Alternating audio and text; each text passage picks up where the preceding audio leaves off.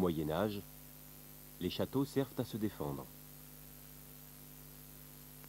Les ouvertures, les plus petites possibles, sont conçues pour des raisons militaires. Dans les châteaux de la Renaissance, les fenêtres sont larges. On veut de la lumière, on veut voir le monde. Le château n'est plus là pour protéger, mais pour festoyer. Signe que la vie politique a changé, signe que les mentalités ont changé. Au Moyen Âge, les œuvres d'art sont rares, et la plupart ont pour but d'illustrer l'histoire religieuse. Des auréoles permettent de reconnaître les saints personnages. Ici, il n'y a pas de décor. Le fond est uni. Il ne s'agit pas de montrer le monde. Les personnages sont sans expression, car seul compte leur âme. Quelques dizaines d'années plus tard, on va voir ceci. Ceci et encore cela. Toute la gamme des sentiments humains est représentée. La Renaissance est passée par là. L'expression Renaissance vient du fait que les artistes de l'époque ont redécouvert l'Antiquité gréco-latine. Lorsqu'ils ont pu avoir accès aux œuvres laissées par les anciens, ils ont été saisis par le savoir antique, par le réalisme et le sens de la beauté qui se dégage de ces œuvres. Il leur est apparu que le progrès était de faire un immense bond en arrière et de reprendre l'aventure artistique là où elle s'était arrêtée 1000 ans plus tôt dans les ruines de l'Empire romain.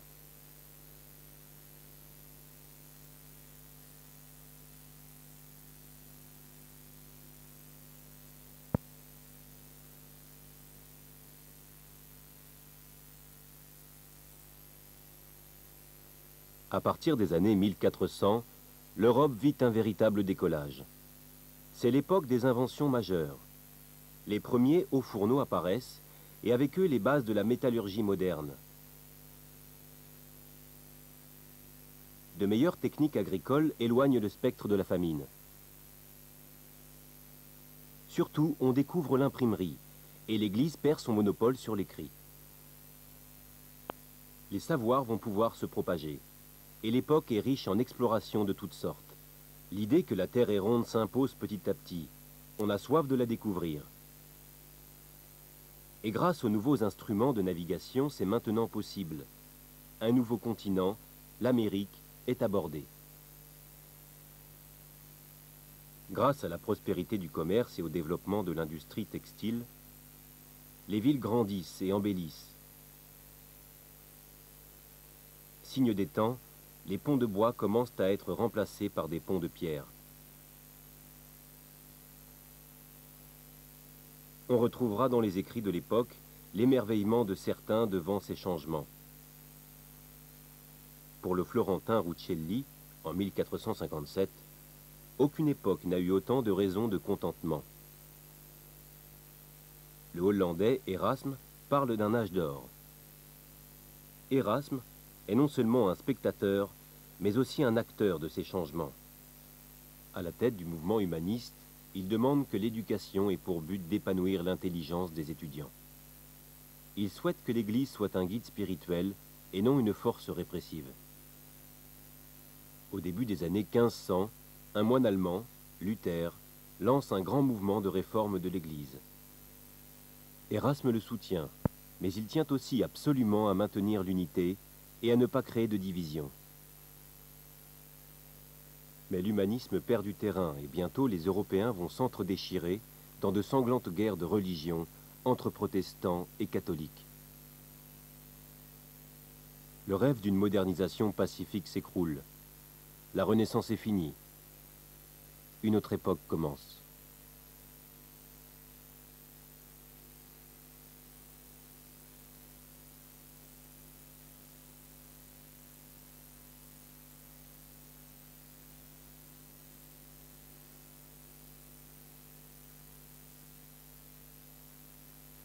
Il est difficile de dire exactement quand la Renaissance a commencé, mais tout le monde s'accorde à penser que Florence est son berceau.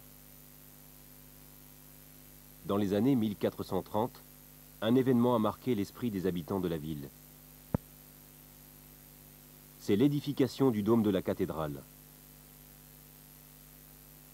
Réaliser une telle structure paraissait à l'époque impossible. Mais un architecte, Brunelleschi, a relevé le défi. Il est parvenu à édifier cette coupole sans même utiliser d'échafaudage.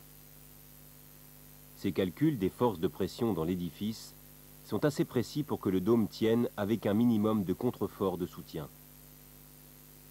Non seulement Brunelleschi gagne son pari, mais le dôme est édifié en 16 ans, un temps record pour l'époque.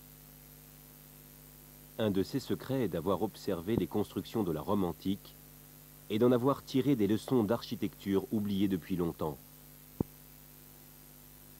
À la même époque, un sculpteur, Donatello, réalise le premier nu masculin depuis près de 1000 ans, une représentation de David. Par la posture de son personnage et les techniques utilisées, il reprend la voie des artistes de l'Antiquité gréco-latine. Les peintres, eux, s'aventurent dans une direction jusque-là négligée, voire interdite, représenter le monde. Le simple fait d'insérer dans une œuvre religieuse un paysage est une véritable révolution. Dans la voie de la représentation de la réalité, Masaccio va se montrer le plus ambitieux. Adam et Ève chassés du paradis expriment ici de véritables sentiments humains.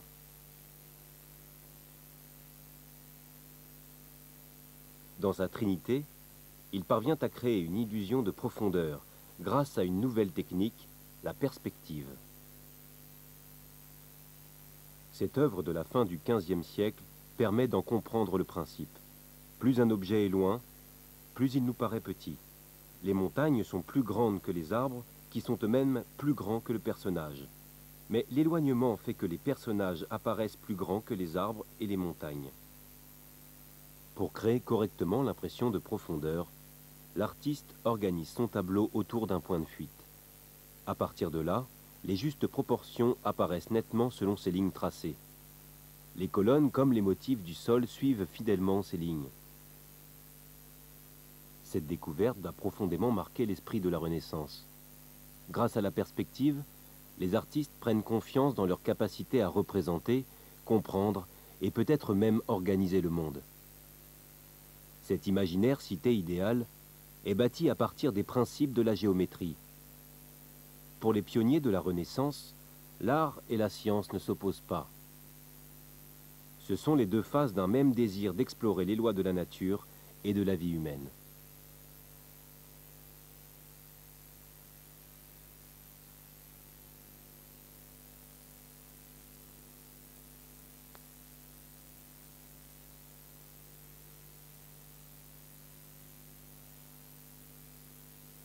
Ce tableau de 1459 s'intitule « Le cortège des rois mages ». Le thème est religieux, mais pour les habitants de Florence, il y a à l'évidence un autre message. La célébration d'une importante famille, les Médicis.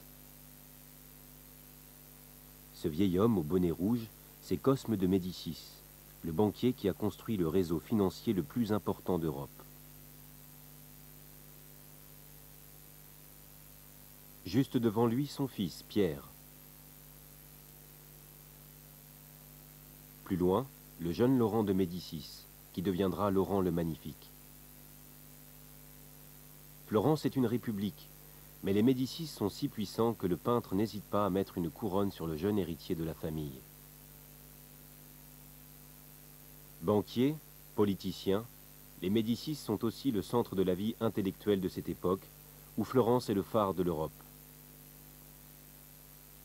Ils vont trouver en Botticelli le peintre qui va mettre leurs idéaux en images. Ce tableau de Botticelli, Le Printemps, a été commandé à l'occasion d'un mariage dans la famille Médicis. Dans cette ambiance paradisiaque, Vénus est au centre de la scène. À ses côtés, les trois grâces. Ce personnage masculin est Mercure, le dieu antique, qui ici arrête les nuages. Il protège symboliquement des aléas de la vie. Quelle remarque faire sur ce tableau? Voyons d'abord à quel point les personnages, lumineux, ressortent sur le fond qui est beaucoup plus sombre. Ici, les humains et leurs inspirations divines sont la lumière de ce monde. Remarquons aussi la posture des personnages. Élancés, ils semblent tendus vers le haut. C'est particulièrement le cas des trois grâces, dont tout le corps, des pieds à la tête, semble se projeter verticalement. Pour comprendre l'idéal vers lequel tendent ces personnages, regardons un autre tableau de Botticelli, malheureusement mal conservé. Un jeune homme, à gauche, est présenté à des personnages féminins. Ici, chacune représente un art ou une science. On reconnaît un parchemin, une équerre, un globe. C'est par le chemin de la connaissance que l'être humain s'élève. Et la femme qui introduit le jeune homme vers le monde du savoir n'est autre que Vénus, l'antique déesse de l'amour. Dans l'idéal représenté ici, qui fait une synthèse des traditions gréco-latines et chrétiennes, c'est l'amour qui ouvre la voie à la connaissance. Quand la Renaissance italienne prend son essor, cela fait presque 1000 ans en Europe que la culture gréco-latine est délaissée ou rejetée. Encore en 1357, une sculpture de Vénus découverte dans la ville italienne de Sienne est détruite sur ordre du conseil municipal. On accusait la statue de provoquer des catastrophes. Et 1486 marque le grand retour de la Vénus antique. Cette naissance de Vénus est l'œuvre la plus célèbre de Botticelli. Cette naissance ou renaissance de la déesse de l'amour se veut annonciatrice de temps nouveaux. Ni honteuse ni provocante, la Vénus de Botticelli semble innocente et même inconsciente de sa beauté. Elle symbolise un idéal où le beau et le bien sont réconciliés. Mais bientôt le rêve florentin va se briser. Dans les années 1490, la ville doit faire face à la peste puis à la guerre. Un moine aux pensées sévères, Savonarole, prend le pouvoir et fait brûler des œuvres d'art. De nombreux artistes s'enfuient. Quant à Botticelli, qui reste à Florence, il retourne sur la fin de sa vie à des œuvres religieuses. Dans sa Pietà, les personnages sont toujours beaux et élancés, mais c'est la souffrance humaine et non un monde idéal qu'il représente. Ce qui restera comme l'âge d'or de Florence est passé.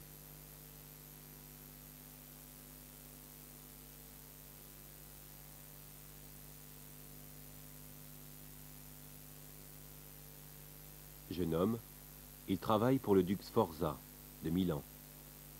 Dans la force de l'âge, il est l'artiste du pape Léon X. Âgé, c'est le conseiller et l'ami du roi de France François Ier. Sa légende dit qu'il mourut dans ses bras. Il n'existe qu'un portrait de Léonard de Vinci, un autoportrait. Mais on sait de lui qu'il est né pauvre et dut toute sa vie chercher la protection des puissants de son époque. Léonard a révolutionné la peinture. Les premiers artistes de la Renaissance, comme Filippo Lippi, traçaient le contour de leurs personnages. Léonard remplace cette technique du dessin par la modulation des couleurs et des lumières. Dans ses œuvres, il s'appuie comme d'autres sur la connaissance mathématique pour disposer ses personnages. Mais chez lui, cet aspect géométrique n'est pas apparent. Sa technique de dégradé progressif donne plus de douceur et de réalisme à ses créations. Léonard apporte plus que tout autre artiste un aspect humain à ses œuvres. Le sourire de ses personnages, et notamment celui de la Joconde, est célèbre. Pour mieux comprendre les secrets de l'être humain, Léonard étudie l'anatomie, et pour cela, il n'hésite pas à pratiquer des autopsies. Il en fera plus qu'Ambroise Paré, le plus grand médecin de son époque. Léonard consigne ses découvertes dans des carnets qui ont traversé les siècles jusqu'à nous. Il utilise une écriture à l'envers, peut-être par goût du secret. On y découvre un Léonard caricaturiste, presque un précurseur des dessinateurs de bandes dessinées. Surtout, on le voit se passionner pour les possibilités des machines. Dans le domaine de l'armement, Ses connaissances balistiques lui permettent d'améliorer la précision des canons. Il conçoit une arme nouvelle, mettant en parallèle de petits canons en série. Une technique qui sera utilisée au XXe siècle. Spécialiste des engrenages qui démultiplient la force humaine, il conçoit la bicyclette et même une ébauche d'automobile. Mais le grand rêve de Léonard est de voler. Il s'inspire de l'aérodynamisme des chauves-souris pour concevoir une aile volante. On fera plus tard ce prototype à partir de ses plans. En observant la chute des feuilles d'érable, il établit le principe de l'hélice qui servira plus tard à créer l'hélicoptère. En cas d'accident, Léonard pense même au parachute. Artiste et inventeur de génie, Léonard de Vinci est la figure emblématique d'une époque avide de repousser les frontières du possible.